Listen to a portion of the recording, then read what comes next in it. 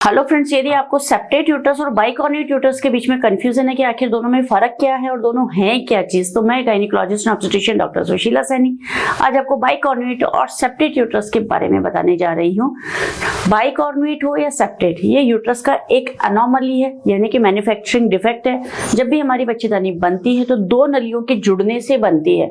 अब ये दोनों नलियां जब पूरी तरीके से सही तरीके से जुड़ती है तो एक बच्चेदानी निकल कर आती है, जो कि नॉर्मल सभी महिलाओं को होती है।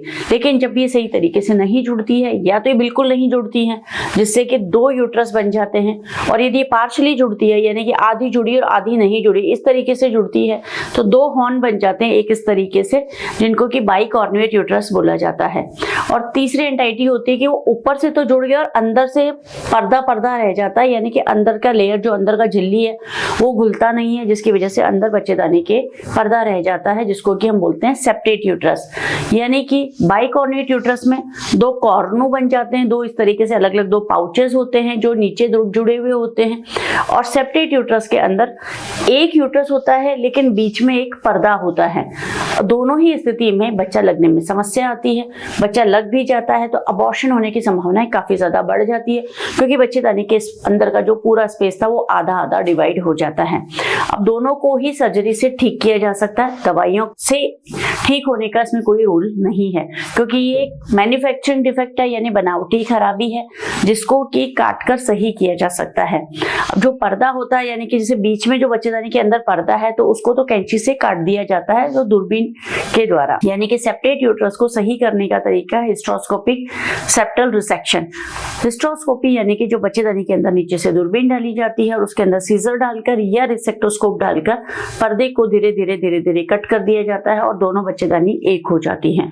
और यदि बाइकॉर्निएट यूट्रस है जिसमें कि दो पाउच बने हुए हैं, तो उसको पेट में से दूरबीन डालकर यानी लेप्रोस्कोपी के द्वारा ठीक किया जाता है, क्योंकि यदि उसको नीचे से दूरबीन डालकर कट किया जाएगा तो उसमें छेद बन जाएगा और बच्चेदानी किसी काम की नहीं रहेगी।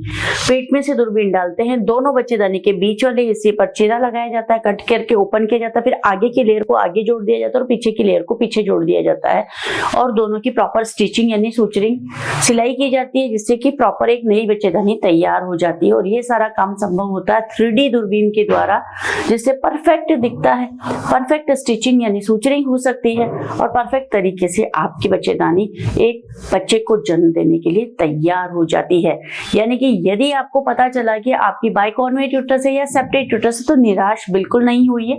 दूरबीन से इनका इलाज 100% संभव है और साथ ही परमानेंट इलाज होता है। यानी कि यदि एक बार सेप्टम हटा दिया है या एक बार बच्चेदानी को रिपेयर कर दिया है तो दोबारा उसमें कोई प्रकार का पर्दा ग्रो नहीं हो सकता या दोबारा से बाइकॉर्निएट यूट्रस नहीं बन सकता। एक बार इलाज हुआ जो परमानेंट है, उसके बाद आप आराम से प्रेगनेंसी कर सकते हैं और एक स्वस्थ बच्चे को जन्म दे सकते हैं।